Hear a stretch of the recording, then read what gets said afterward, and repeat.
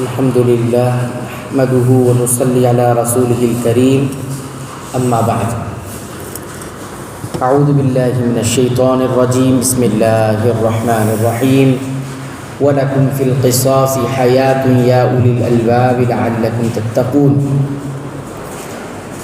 عقل مندوں، قصاص میں تمہارے لیے زندگی ہے، اس کے باعث تم ناحق قتل سے رکو گے۔ جب قاتل کو یہ خوف ہوگا کہ میں بھی قصاص میں یعنی بدلے میں قتل کر دیا جاؤں گا، تو پھر اسے کسی کو قتل کرنے کی جرأت نہ ہوگی۔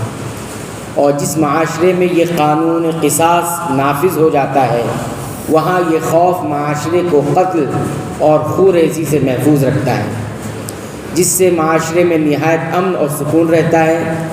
اس کا مشاہدہ آج بھی سعودی معاشرے میں کیا جا سکتا ہے، جہاں اسلامی حدود کے نفاذ کی یہ برکتیں الحمدللہ موجود ہیں۔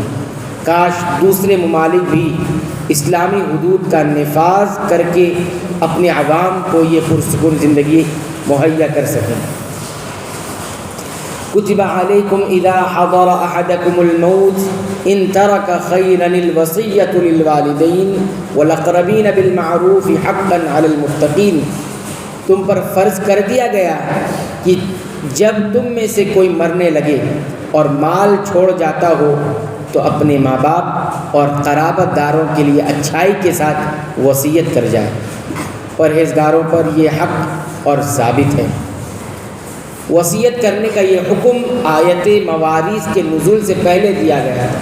وراثت کی جو آیات ہے اس سے پہلے کا یہ حکم ہے، لیکن جب یہ آیات نازل ہو گئی تو یہ حکم منسوخ ہو گیا، یعنی اس حکم پر اب عمل نہیں ہوگا۔ یعنی وصیت جو مال کی جاتی ہے وہ وارثین کے حق میں نہیں کی جا سکتی۔ جو وارث بنتے ہیں مرنے کے بعد ان کے حق میں وصیت نہیں کی جائے گی۔ نبی کریم صلی اللہ علیہ وسلم کا فرمان ہے کہ اللہ تعالیٰ نے ہر حق والے کو اس کا حق دے دیا ہے، یعنی ورثہ کے حصے مقرر کر دیے گئے ہیں، لہذا اب کسی وارث کے لیے وصیت کرنا جائز نہیں۔ البتہ اب ایسے رشتہ داروں کے لیے وصیت کی جا سکتی ہے جو وارث نہ ہو یا راہ خیر میں خرچ کرنے کے لیے کی جا سکتی ہے، اور اس کی زیادہ سے زیادہ حد 1/3 مال ہے، اس سے زیادہ کی وصیت نہیں کی جا سکتی۔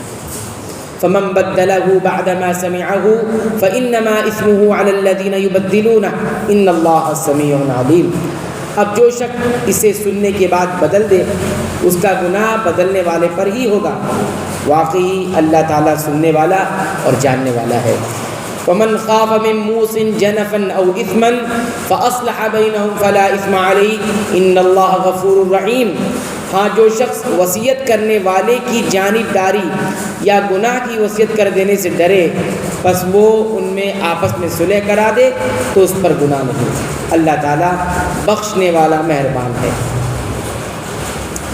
غلطی یا بھول سے کسی ایک رشتہ دار کی طرف زیادہ مائل ہو کر دوسروں کی حق تلفی کرے اور جان بوجھ کر ایسا کرے تو مراد گناہ کی وصیت ہے، جس کا بدلنا اور اس پر عمل کرنا ضروری ہے۔ اس سے معلوم ہوا کہ وصیت میں عدل اور انصاف کا اہتمام ضروری ہے، ورنہ دنیا سے جاتے جاتے بھی ظلم کا ارتکاب اس کے اخروی نجات کے نقطہ نظر سے سخت خطرناک ہے۔ اللہ تعالیٰ سے دعا ہے رب العالمین تو ہمیں قرآن حکیم کی پابندی کی تلاوت کے ساتھ ساتھ اس پر عمل کرنے کی توفیق عطا فرما۔ اے اللہ تو ہمیں بخش دے، ہمارے والدین کو بخش دے، تمام مسلمانوں کو، مومنوں کو، اہل توحید کی مغفرت فرما دے، آمین۔